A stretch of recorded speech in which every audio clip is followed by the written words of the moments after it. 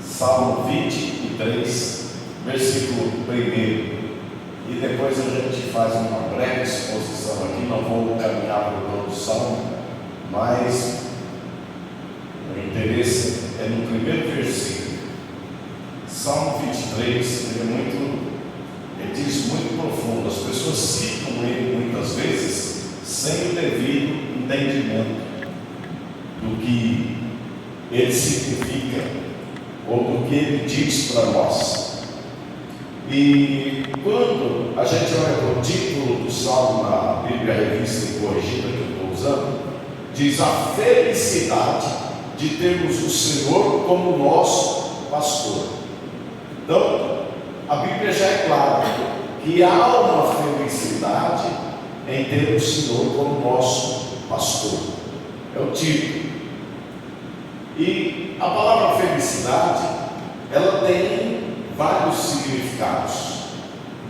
Ou bem-aventurado, né? Bem-aventurado é uma pessoa feliz. E essa palavra, bem-aventurado, ela inclui felicidade, inclui satisfação, inclui o prazer. Então a felicidade de termos o Senhor é a satisfação de termos Ele.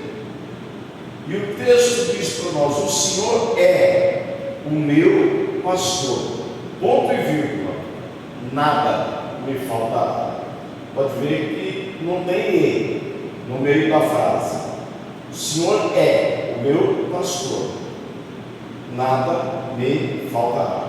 Às vezes as pessoas citam esse versículo errado, dizendo: o Senhor é meu pastor e nada me faltará. Está errado, nada me faltará. Agora precisamos entender isso. O Senhor é meu pastor.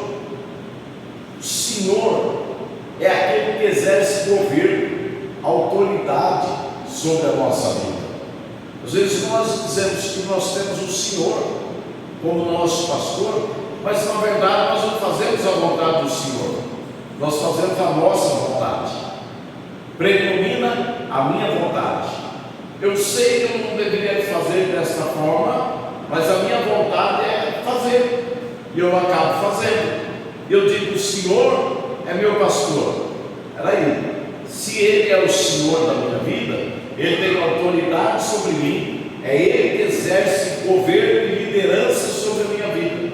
Eu não faço o que eu quero, eu não vivo da forma que eu quero, eu vivo dentro dos seus santos caminhos, com esforço contínuo, irmãos. Irmãs, é um esforço contínuo, não é mérito, não é mérito, é graça, é favor, é a bênção de Deus. Agora, nós precisamos entender que há sonhos que se perdem pelo caminho, há coisas que não acontecem, porque o Senhor não está sendo o Senhor da minha vida. Eu estou fazendo do jeito que eu acho que é melhor fazer. Então, quando eu estou agindo do jeito que eu acho que é melhor agir, e eu não olho para a palavra, e eu não estou vivendo dentro da palavra, que nem há pouco tempo atrás eu estava com o pessoal assim da igreja, e alguém falou assim para mim: ai, pastor, Deus me perdoe, mas eu vou falar uma coisa para o senhor. Eu falei: não, nem fala. Você já está pedindo perdão para Deus, você vai fazer alguma coisa que não deve. Não, mas eu preciso falar isso para o Senhor. Deus me perdoe. Eu lhe disse: não faz isso, tu está pecando, já está pedindo perdão por esse estado. Já o teu pensamento já é pecado. Você sabe que você vai falar alguma coisa que é pecado. Então aí, como é que Jesus está governando a vida dessa pessoa? Se eu estou sabendo que eu estou errado, eu digo: Senhor, me perdoa, mas vai e faz. Não, há que haver um esforço contínuo. Esforço, a palavra esforço significa o seguinte: olha, eu pego essa taça de água, levanto ela com facilidade. Agora, se eu pegar o gasofilácio, eu já não consigo levantar ele com facilidade, com uma mão só. Eu preciso de mais força.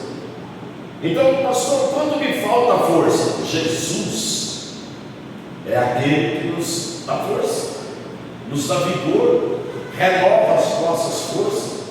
Pastor, e quando eu não consigo vencer algo na minha vida? Jesus é o Senhor e pastor. Pastor é aquele que cuida do rebanho, que protege o rebanho. Então o texto diz que nós somos felizes porque temos o Senhor como nosso pastor.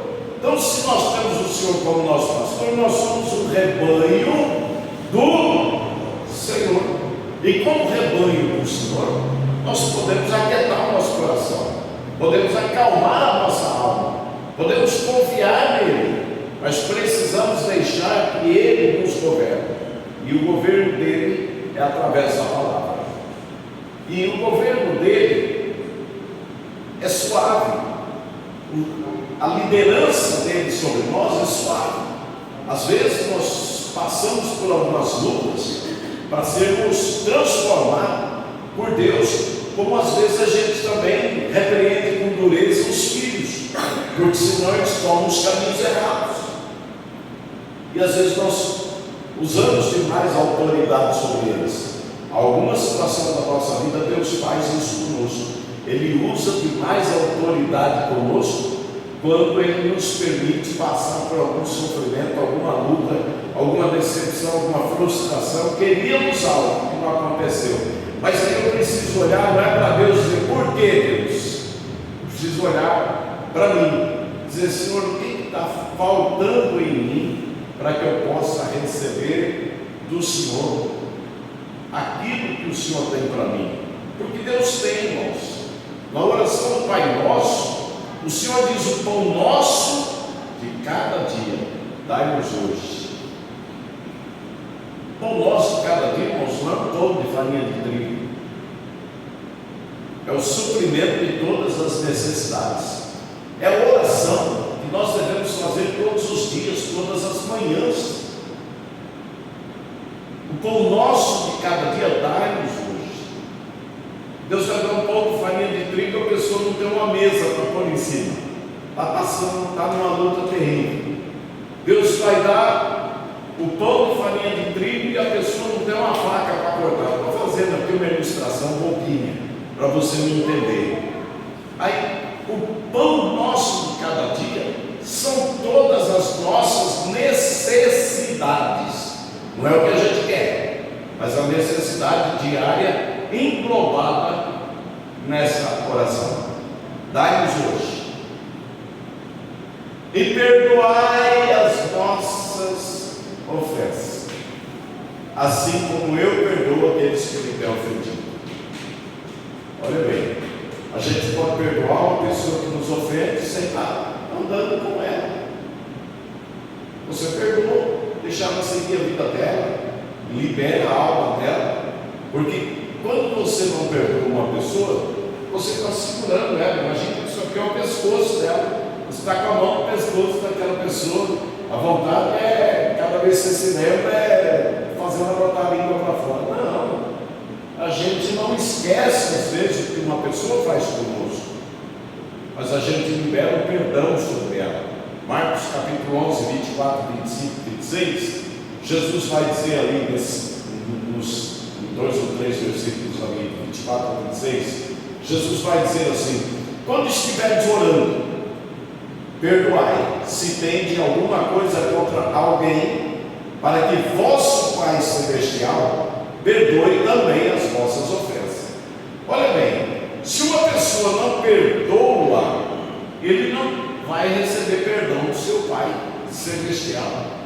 Agora eu pergunto para vocês: uma pessoa que não é perdoada, ele vai receber alguma coisa de Deus? Deus vai manter ele ali no pão e água, porque a intenção de Deus é aquilo que nós estávamos ministrando aqui o outro dia, de Efésios 3,14, não vou me lembrar onde é que está sendo 3, sendo 4 ou 5, 14, 12, que diz: desperta tu que dormes, e Cristo te esclarecerá. Às vezes Deus nos mantém no pão e água, ou seja, no mínimo, no básico necessário, para que a gente acorde para a vida. Então, não sou eu que preciso acordar, as coisas não estão acontecendo na minha vida, então eu estou deixando Ele ser o Senhor da minha vida, porque quando Ele exerce governo e pastoreio, olha o final do versículo: Eu quero que todos leiam. Você pegou tudo? Tá bem explicado. Peraí. Para aqui. Pega 23, 24. Por isso vos digo que tudo o que pedirdes orando, crede que recebereis e tereis. Por que a gente ora e não recebe? Nós vamos prestando atenção na mensagem de hoje. Por que oramos e às vezes não recebemos? Se a promessa é tudo o que pedirdes orando, crede que o recebereis e tereis. Numa outra tradução diz: pedireis e será vosso. Você já recebeu no mundo espiritual, vai se materializar na terra. Pastor, mas Deus não faz isso na minha vida, não fez aquilo. Deus sempre faz melhor do que nós queremos. Deus sempre tem um caminho melhor. Então o versículo 24 diz: por isso vos digo que tudo que pedirdes orando, crede que recebereis e tereis. Em outra tradução diz: e será vosso. Será é no futuro, vosso é de vocês. E aí, a gente crê na Bíblia ou não? Sim ou não? Agora vamos para o próximo versículo. E quando estiveres orando, perdoai se tem alguma coisa contra alguém. Às vezes a gente tem coisas que a gente tem que perdoar e a gente não quer perdoar. Prefere carregar aquele fardo, carregar aquele peso. Não, libera o perdão. Jesus, olha, eu perdoo. Perdoa o fulano, perdoa o ciclano, perdoa o beltrano, vai perdoando. No outro dia você perdoa de novo quando você estiver orando, até que chega um momento que você esqueceu aquela pessoa, que lá não significa mais nada para você. Tudo que aconteceu no passado, porque o perdão está liberado. Aí você conseguiu liberar dentro de você aquela vida, aquela alma. E o Senhor vai dizer para nós: e quando estiveres orando, perdoai se tem alguma coisa contra alguém. 26. Para que vosso Pai que está nos céus vos perdoe vossas ofensas. Então, se ele está dizendo que se nós perdoarmos, ele também perdoa as nossas ofensas. Quando eu estou perdoado por Deus, eu vou receber de Deus os nossos presentes. Salmo 23. E aí, por favor.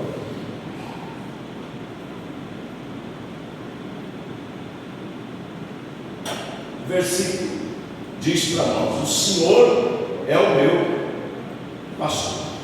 Primeira coisa que ele tem que ser é Senhor. Primeira coisa que ele tem que ser. Se ele não for Senhor, como que ele vai nos pastorear? Nós temos que entender isso. Quando a gente entende isso, por exemplo, quem é o Senhor nesta cidade? Vamos falar Presidente Prudente. Quem é a autoridade máxima sobre a cidade de Presidente Prudente? Quem é? É o prefeito. Então ele é o Senhor dessa cidade. Então Cristo é o Senhor da nossa vida, Ele é o Senhor desta igreja. E quando a minha vida e a sua está submetida à vontade dEle, então Ele começa a exercer o pastoreio. Vamos pensar em Davi. Davi dizendo: tomando conta das ovelhas do meu pai lá no pasto, vinha um leão, pegava uma ovelha, eu tomava dele a ovelha, o leão vinha contra mim, eu rasguei ele no meio e o matei. Davi era o Senhor daquele rebanho, das ovelhas do pai dele, dos animais que o pai dele tinha. Aí se veio um urso e pegou uma ovelha do rebanho e eu fui, tomei dele a ovelha e o urso veio contra mim e eu rasguei ele no meio e o matei. Davi era Senhor sobre aquele rebanho.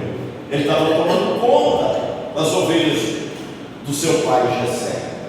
Agora, o que nós vamos entender? Se Cristo é o Senhor da nossa vida, se nós permitirmos que Ele seja Senhor da nossa vida, Ele vai ser pastor. Não vai ter nenhuma investida no mal que vai atrapalhar a tua vida, ou planos que não vão dar certo, porque a promessa está aqui, ó.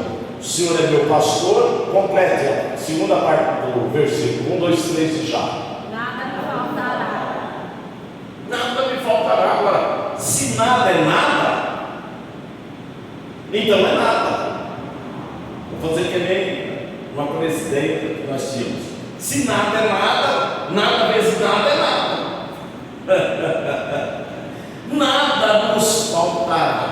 ou nada me faltará. Pastor, mas tem coisa, peraí, é coisa necessária ou é coisa que você quer? Porque Deus, irmãos, Ele não é obrigado a fazer tudo o que nós queremos, porque nem eu faço tudo o que meus filhos querem, e nem com os netos. Às vezes eu digo não, o neto se esperneia, mas vou, não é não, e acabou, é não. Porque tem pai que ele fala não. O filho insiste 3, 4, 5 vezes, ele fala assim. Tem mãe que é assim também, eu não sou. E Deus não é assim. Pode ficar chorando lá, eu quero, Deus está olhando quando você não precisa. Agora o Salmo 37, versículo 4, joga lá, meu filho, por favor. Olha o que ele vai dizer. Vou pedir para vocês lerem comigo, que vão curtir, 1, 2, 3 e já. Força! Deleita-te também no Senhor, e Ele te concederá o que deseja o teu coração. Olha isso, tem a palavra deleitar, ou deleite, significa ter prazer. Tenha prazer também no Senhor. Sabe por quê? Se a gente troca de carro, nossa, que alegria, né? Trocou de carro, comprou uma moto, que alegria, comprou uma casa, meu Deus do céu, quanta alegria as conquistas nos trazem. Está errado? Não, a gente deve se alegrar com a bênção de Deus, mas olha o que o texto está dizendo: tenha prazer, deleite também no Senhor. Como que eu posso dizer que eu tenho deleite, tenho prazer na vida com Deus, se eu não tenho uma vida de oração contínua, se eu não estudo a palavra, se eu não tenho dia de jejum? Até vou aproveitar aqui para pedir para vocês jejum, porque tem aqui pessoas jejuando pelo batismo de sábado. Então aproveita para fazer um jejumzinho, algumas horas de oração e jejum pelo batismo, pelas pessoas que vão se batizar. Mesmo que você não lembre o nome de quem vai batizar, jejua, ora por essas pessoas. Então, amados, preste atenção. O Senhor, nós precisamos ter prazer na vida com Deus. Agora Ele te concederá o que deseja o teu coração. Na minha tradução diz: Ele fará. Não diz assim, Ele vai fazer, já é afirmativo, Ele fará.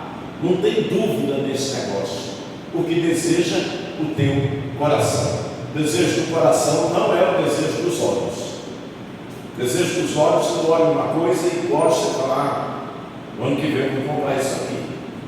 Aí, quando passa o tempo, você esquece aquilo lá, já nem se importa mais, vê outra coisa e fala: acho que eu vou comprar tal coisa. Agora, o desejo do coração, você deita e acorda com ele, está lá dentro. Todo dia você tem aquele sentimento, aquele desejo agindo na sua vida. Desejo da carne. Desejo da carne é pelas coisas do mundo. O que a carne quer? Ficar perdendo tempo com um videozinho de internet, assistindo filme, programa de televisão, sem maneiro, coisa. Carne é a natureza humana, não é a pessoa, o corpo físico. Carne não quer orar, carne não quer ler a Bíblia, carne é assim, qualquer coisinha que acontecer, hoje eu vou na igreja. Vou botar um vídeo aqui no grupo da igreja para vocês verem, que eu estava assistindo ontem, de uma mulher. Ela sai, muitas vezes ela saiu da hemodiálise, ela teve metade do fígado tirado, um monte de coisas, é uma longa história. Muitas vezes ela saía da máquina de hemodiálise, entrava no banheiro, na sala de hemodiálise, trocava a roupa e ia para a igreja pregar. Outras vezes ela saía da hemodiálise, trocava a roupa dentro do carro e ia para a igreja pregar. Ela é uma pessoa, é uma missionária, e você olha nela, você vê os defeitos que ficou no corpo dela, nas veias, por causa do catéter de hemodiálise. Agora, preste atenção. Fora outras coisas que aconteceram, problemas de saúde com ela. E está aí, viva, de pé, pregando muito. Agora, preste atenção. Será que nós temos razão para às vezes até fazer corpo mole e não estar na igreja? Às vezes a gente usa desculpa daqui, desculpa dali, arruma uns detalhezinhos para poder não estar na igreja. Está doendo o dedinho, eu não vou na igreja, porque meu dedinho está. Gente, isso aqui é um lugar de adoração. O culto é santo. Quando a gente olha para o Levítico, ele diz que o culto é santo, o dízimo é santo, a oferta é santa. Nós temos que ter consciência que esse lugar é o lugar onde a gente vem como corpo de Cristo. Ele é a cabeça, e nós aqui oferecemos a Ele o louvor, a adoração, a nossa hora, essa hora da nossa vida, e nós transformamos essa hora da nossa vida numa hora de louvor, adoração e serviço a Deus através do culto. E nesse tempo da nossa vida, nós adorando a Deus aqui, Deus está trabalhando em causas que nós temos necessidade. Pode ter certeza, Deus trabalha. Obrigado. Deus trabalha em cima das causas. O microfone está melhor do que isso daí. Qualquer coisa melhor até marcar ele. Deixa ele seguir. Padrão aí nesse volume. Queridos, nós precisamos entender que se nós tivermos uma dedicação ao Senhor, o que Ele está prometendo é nos pastorear. Nos pastorear. Então o pastoreio de Davi era tomando conta das ovelhas. Ele matou o urso, ele matou o gigante, o leão. Aí depois tinha um gigante, um homem que afrontava o exército de Israel, e os filisteus, a intenção deles era destruir Israel. É a mesma situação que vocês veem hoje. E o Davi deu uma olhada e disse assim: deixa esse problema para mim que eu resolvo. Essa situação é comigo. Aí disseram para ele: não, você não pode, você é menino, você é jovem, você ainda é um garoto, você não tem experiência. Disse: não, mas o Senhor é comigo nessa peleja. E o gigante disse para ele: quem você pensa que é? Você vem contra mim com um pedaço de pau e com pedras? Ele disse: não, eu vou em nome do Senhor.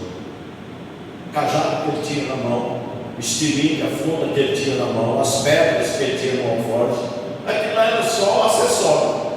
Quem estava nele era o Senhor. E ele vai na confiança, na força do Senhor. Ele vence um homem que viveu a vida inteira treinando para ser uma guerra. E o Davi nunca tinha ido a uma guerra. Então nós precisamos pensar o seguinte: a primeira guerra que talvez você encontra é a dificuldade que você tem para obedecer a Deus. Essa é a primeira guerra. A primeira aflição que nós enfrentamos é a guerra que nós estamos vivendo, ou algo que nós sonhamos tanto e ainda não aconteceu. Mas aí nós precisamos nos posicionar em Deus. A câmera está me filmando. Se eu vier para cá e sair fora do foco, eu não estou posicionado no foco da câmera. Se eu sair para lá, eu saio do foco. Então, por isso que nós temos que ter uma posição diante de Deus. E nessa posição diante de Deus, Deus vai cuidar de nós, vai nos pastorear, vai zelar de nós, da nossa casa, da nossa família, das nossas necessidades, que é uma promessa dele. O Senhor é meu pastor. Ah, é? Então eu vou dizer para você: nada te faltará. Pastor, mas tem aula? Não vai faltar. O verbo faltar aqui está colocado, pode ver que está colocado no futuro. Nada me faltará. Pode estar faltando hoje. Pode estar faltando hoje. Pode estar faltando a semana que vem, mês que vem. Deus pode permitir um tempo para que você e eu venhamos nos ajustar diante da vontade dele. Porque, queridos, na oração do Pai Nosso, diz: Pai Nosso que está no céu, venha a mim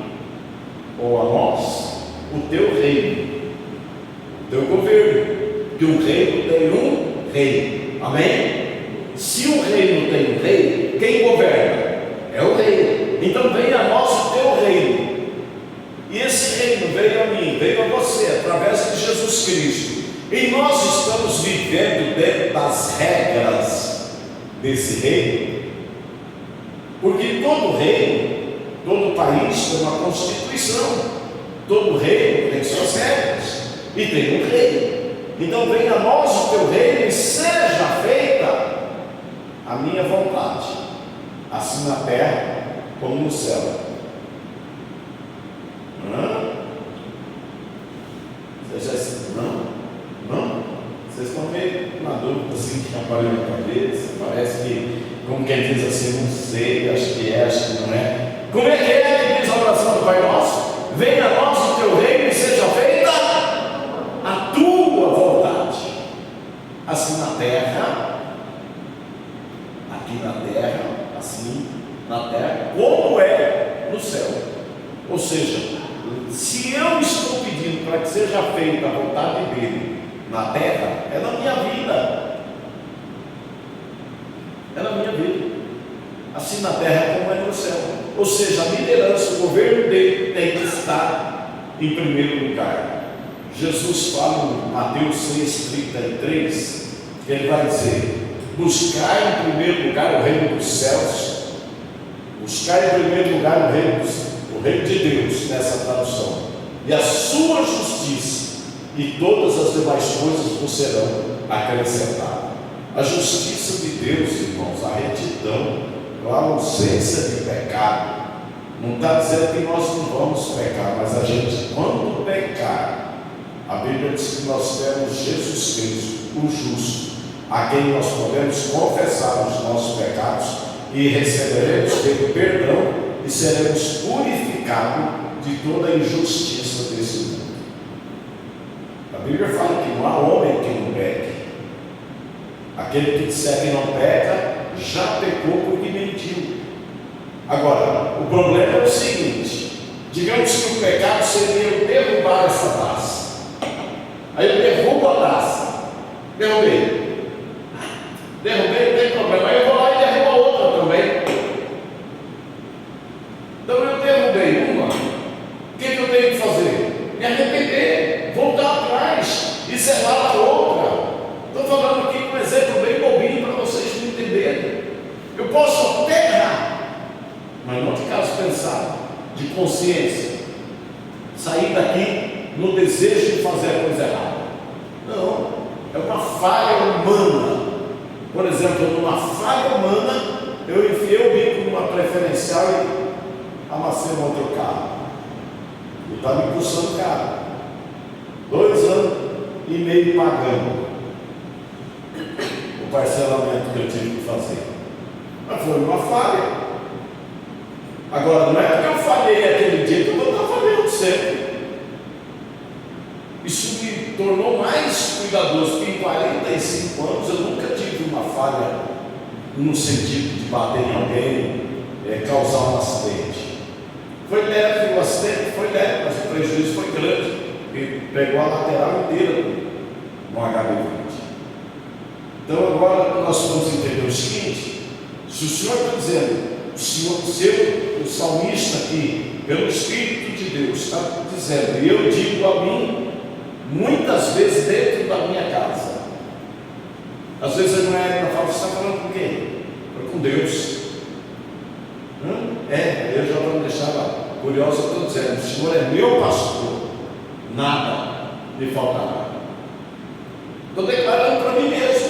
Ou vocês pensam que eu também não tenho momentos de lutas, que às vezes eu olho assim e falo, meu Deus, será que eu vou conseguir atravessar esse pedaço? Vou, porque eu digo, o Senhor é meu pastor, eu ando contigo há muitos anos, e o Senhor tem cuidado de mim, dos meus filhos, da minha casa, das necessidades nossas.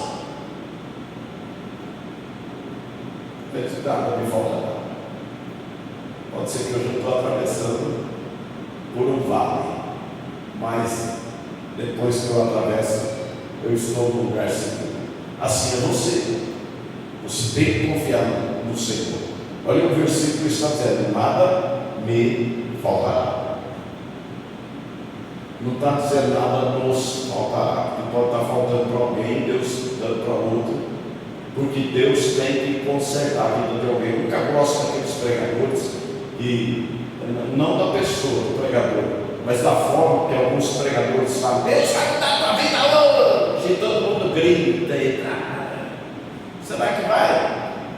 Mas eu mesmo, isso já aconteceu comigo, tenho 35 anos de conversão, sei lá, uns 25 anos lá atrás, lá pelos 7, 8, 10 anos da minha vida de conversão, eu escutava isso na igreja, uma luta terrível. Eu pensava: amanhã vai ser um dia melhor, amanhã Deus já mudou essa situação, porque Deus está falando. Que nada. Quando era amanhã, a situação estava do mesmo jeito de ontem. E eu ficava pensando: mas Deus não falou? O pregador estava dizendo. Não é muita coisa, irmãos, a gente precisa analisar, porque às vezes a gente ouve isso, já acha que Deus vai mudar. Não, Deus quer mudar a gente por dentro. Quando Deus mudar você por dentro, Ele muda a tua história por fora, Ele muda a circunstância. Primeiro você precisa mudar, para que Ele mude a tua história. Normalmente nós queremos que Deus faça o que nós queremos e não o que Ele quer. A oração do Pai Nosso: Pai nosso que está no céu, santificado seja o teu nome. Como que o nome dele é santificado? Através da minha vida. Alguém olha para mim e fala: isso aí é o pastor, e bota um monte de defeito que ele conhece da minha vida. Então Deus não é santificado na minha vida. Como que uma pessoa pode santificar Deus vivendo no pecado? Pai nosso que está no céu, santificado seja o teu nome. Então a tua vida e a minha vida tem que santificar o nome de Deus. As pessoas olharem e falar: essa mulher é de Deus, esse homem é de Deus, ele é diferente de tudo que eu já vi, como ele era. E hoje, lá onde eu estava, na escola, muita gente ali não me cumprimentou, não sei se me conhece ou não. Até chegou um momento que eu prestou atenção e falei: nossa, como as pessoas te olham, parece que você é diferente. Eu falei: eu não sei também, eu fico olhando, as pessoas realmente me olham, parece que tem alguma coisa em mim, ou incomoda eles, ou chama atenção. E uns me cumprimentam, outros não, gente que eu não sei quem é. Talvez me conheçam de nome, onde me veio em algum lugar. Mas o que nós precisamos ser é isso.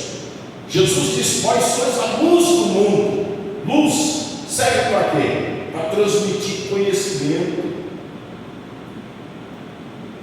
Você tem luz própria. Cristo está em você. A glória dele é refletida através da tua vida. As pessoas percebem quem nós somos. Então, santificado seja o teu nome, venha a nós o teu reino, seja feita a tua vontade. Vamos aprender a fazer a vontade de Deus. Vamos dar prioridade à vontade de Deus. Vamos deixar que Deus seja Senhor da nossa vida através de Cristo. E que a ação do Espírito Santo, que é o Espírito de Deus, que é o Espírito de Cristo, possa fluir em nós, trazendo dentro de nós o temor pelo pecado, medo, rejeição pelo pecado. Deus me perdoe, me livre e me afaste disso, e trazendo dentro de nós um amor mais profundo, mais devotado para Deus, por Cristo. Entendeu? Amor não é paixão. Paixão, não está vendo um pastor dizendo que paixão ela termina em 24 meses. Normalmente uma paixão dura 24 meses. O amor é para a vida inteira. Por isso tem gente casada com 50, 60, 40, 70 anos de casado, enquanto não morre da gente, porque aprendeu a amar, desenvolveu isso. Então o Senhor vai dizer para nós: deitai-me fazem verdes pastos, guia-me mansamente as águas tranquilas. Refrigera a minha alma. Refrigera a minha alma. Refrigera a minha alma. Próximo versículo, filho. Olha lá. Guia-me pelas veredas da justiça por amor do teu nome. Veredas é caminho estreito e justo, justiça. Mas refrigera minha alma, o salmista está pedindo. Nós podemos fazer essa oração confiante. Amém, queridos? Amém. Eu vou encerrar. Vamos orar? Eu